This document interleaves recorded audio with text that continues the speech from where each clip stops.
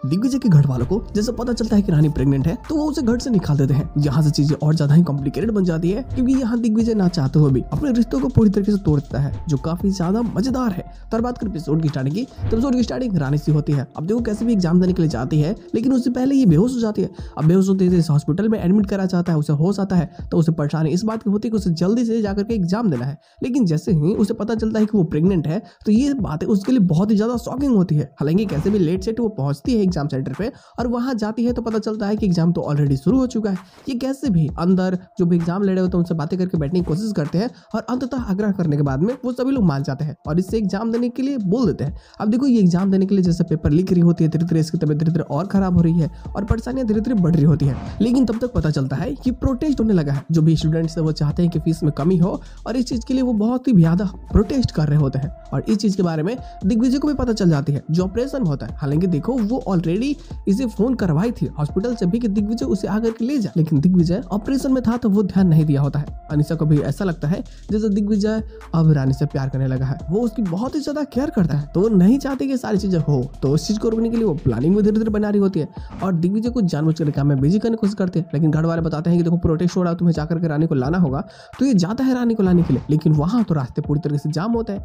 ये जैसे तैसे करके पहुंचता है तो पुलिस वाले बोल देते हैं कि आप अंदर नहीं जा सकते और रानी भी अंदर से बाहर आने की पूरी कोशिश करते हैं। तो प्रोटेस्ट के कारण वो भी डर जाती है, सारे प्रोटेस्टर उसे घेर लेते हैं कॉलेज का ही कोई व्यक्ति समझ करके। और यहाँ पे अब चीजें और ज्यादा कॉम्प्लिकेटेड होने लगती है। दिग्विजय यहाँ बचाने में असफल होता है, हालांकि वो बाद में कैसे भी अपनी जान पे खेल करके उन सभी के बीच में से रानी को बचा करके घर लाने की कोशिश करता है। लेकिन घर पे तो जो तमाशा क्रिएट होता है वो नेक्स्ट लेवल चली जाती है क्योंकि इसके साथ में एपिसोड की एंड नहीं करती जाती है। अब जो ये हॉस्पिटल में थी और जो चेकअप हुआ था जिसमें पता चला था कि ये प्रेग्नेंट है, वो सारे रिपोर्ट इसके घर पे डिलीवर होते हैं। और जब पता चलता है सभी को कि ये प्रेग्नेंट है ऑलरेडी 15 दिनों से, तो इस चीज के कारण वो लोग इसके ऊपर में न जाने कई सारे आरोप लगाते हैं। दिग्विजय बहुत गुस्सा होता है कि क्या तुम बच्चे हो जाने के बाद बताती, तुम्हारी ना जरूरत है इस घर में ना ही तुम्हारे बच्चे की जरूरत है, तुम यहाँ से निकल जाओ।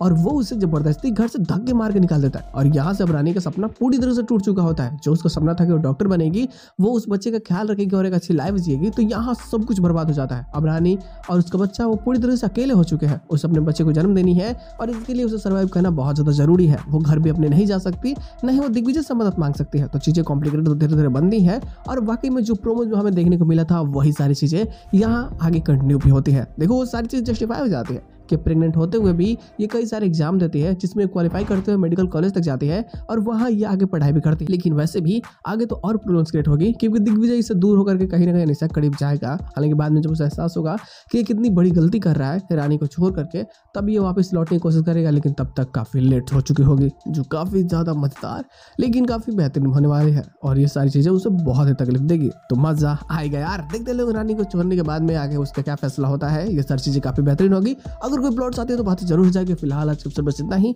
हमें मिलते हैं बहुत जल्द किसी नए वीडियो के साथ में। तब तक के लिए बाय।